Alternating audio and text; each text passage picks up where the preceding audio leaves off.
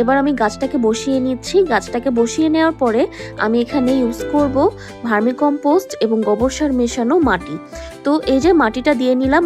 আপনারা মাটি দেওয়ার ক্ষেত্রে অবশ্যই গাছের মাটিতে ভার্মিকম্পোস্ট সামান্য একটু বালি মিক্স করে নিতে পারেন, তাহলে দেখবেন কি মাটিটা ঝুরঝুরে থাকছে এবং পানি দেওয়ার পরে অনেকের মাটি শক্ত হয়ে যায়, সেটা আর শক্ত থাকবে না।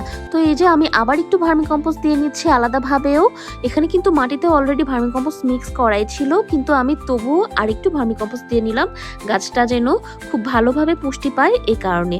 তো গাছটা পটিং করার পর কিন্তু প্রথম মাসে কোনো রাসায়নিক সার ইউজ করবেন না, 1 মাস পর থেকে যে কোনো রাসায়নিক সার ইউজ করতে পারেন। আর গোলাপ গাছের জন্য কিন্তু মিনিমাম 3-4 ঘন্টা রোদ আবশ্যক, তাই ভালো রোদ আলো বাতাস পাবে এরকম ছাদ বা বারান্দায় গোলাপ গাছকে রাখতে হবে। আর গোলাপ গাছ কিন্তু রোদ না পেলে গাছে ফুলকলিও আসবে না। তো এই যে আমার পটিংটা কিন্তু সম্পূর্ণ হয়ে গিয়েছে।